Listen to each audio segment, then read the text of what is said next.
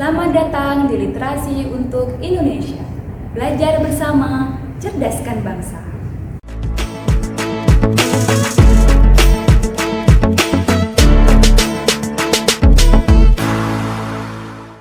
Halo generasi cerdas, pada video ini kita akan mempelajari materi akuntansi kelas 10. Simak videonya ya. Halo Sobat Literasi, pada kesempatan ini kita akan melanjutkan materi akuntansi, yaitu jenis perusahaan. Langsung lanjut saja ke materi selanjutnya. Saya akan menyinggung sedikit mengenai pengertian perusahaan atau usaha. Secara umum, usaha atau perusahaan adalah suatu organisasi dengan sumber daya dasar seperti bahan baku dan tenaga kerja digabung dan diproses untuk menyediakan barang atau jasa untuk pelanggan. Perusahaan dapat berbentuk usaha kecil sampai berskala besar. Nah, itu sedikit mengenai pengertian perusahaan atau usaha. Nah, berdasarkan aspek kegiatan usaha, unit usaha atau perusahaan dapat dibedakan menjadi 3 jenis, yaitu usaha jasa, usaha dagang, dan usaha industri atau nama lainnya manufaktur. Ini ada 3 jenis perusahaan ya. Kita akan menyinggung perusahaan yang pertama yaitu perusahaan jasa, dan yang kedua adalah perusahaan dagang, dan yang terakhir ada perusahaan manufaktur atau industri. Nah, kita masuk ke pembahasan perusahaan jasa. Perusahaan jasa adalah sebuah perusahaan yang menjual jasa atau layanan dan akan menghasilkan pendapatan dari hal tersebut. Dengan kata lain, perusahaan ini tidak memperjualbelikan produk yang mempunyai fisik secara nyata. Ya, jadi perusahaan jasa ini dia menjual jasanya kepada pelanggan atau konsumen, tidak berbentuk barang, produk, atau barang fisik lainnya, seperti itu. Nah, contoh perusahaan jasa diantaranya adalah perusahaan bidang layanan transportasi. Contohnya ada kereta api, ada Transjakarta, BS, dan lain. Layanan kesehatan seperti rumah sakit, jasa konsultan, telekomunikasi, dan lain sebagainya.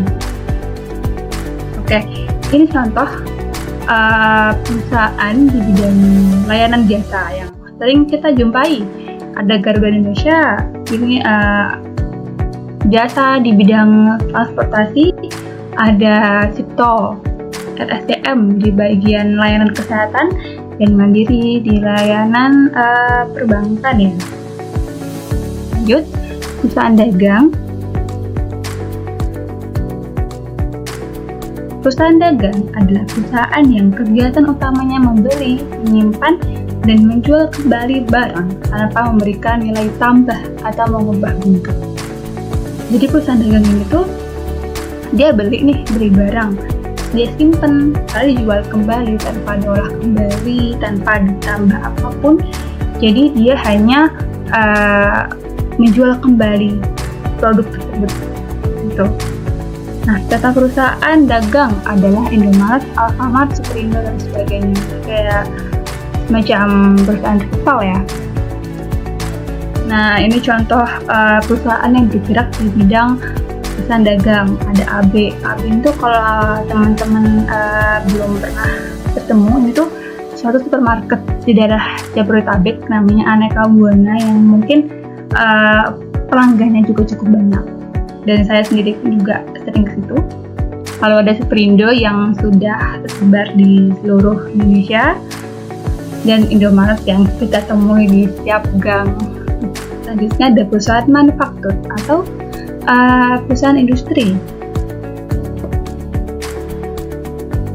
Perusahaan manufaktur adalah perusahaan yang mengubah barang mentah menjadi barang jadi ataupun barang setengah jadi menjadi barang jadi. Perusahaan ini mengubah input dasar menjadi produk jadi yang akan dijual kepada masing-masing pelanggan. Nah, berbeda dengan perusahaan dagang yang hanya membeli, menyimpan, dan menjual kembali tanpa mengubah bentuk. Perusahaan manufaktur ini dia membeli barang jadi atau setengah jadi menjadi barang jadi. Jadi membeli bahan baku, diolah, lalu ditambahi oleh bahan-bahan lain agar bisa menjadi produk yang bisa diperjualbelikan. Jadi dia menambah produk lain seperti itu.